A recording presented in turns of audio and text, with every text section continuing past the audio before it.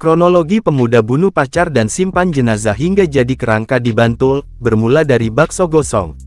Muhammad Rafi Ramadan, pelaku pembunuhan Enggal Dika Puspita, mengaku telah membunuh korban pada tanggal 25 September tahun 2024.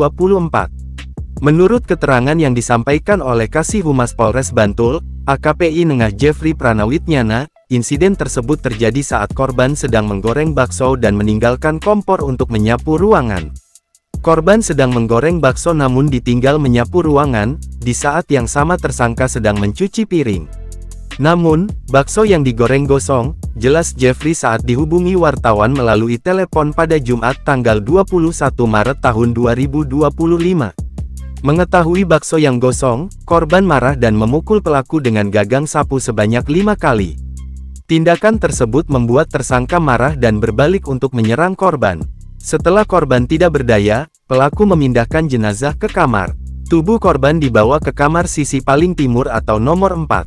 Sebelumnya, jenazah korban di rumah kos di Kampung Dawang, Padukuhan Mandingret, 02, Kalurahan Sabdodadi, Bantul, di Yogyakarta, sempat ditutup dan dibawa jalan-jalan, ungkap Jeffrey. Diketahui, pelaku berusia 24 tahun berasal dari Donotirto, Kretek, Bantul, sementara korban berusia 23 tahun dan merupakan warga Kalurahan Sumberdadi, Melati, Sleman. Kasus ini kini sedang ditangani oleh pihak kepolisian setempat untuk proses hukum lebih lanjut.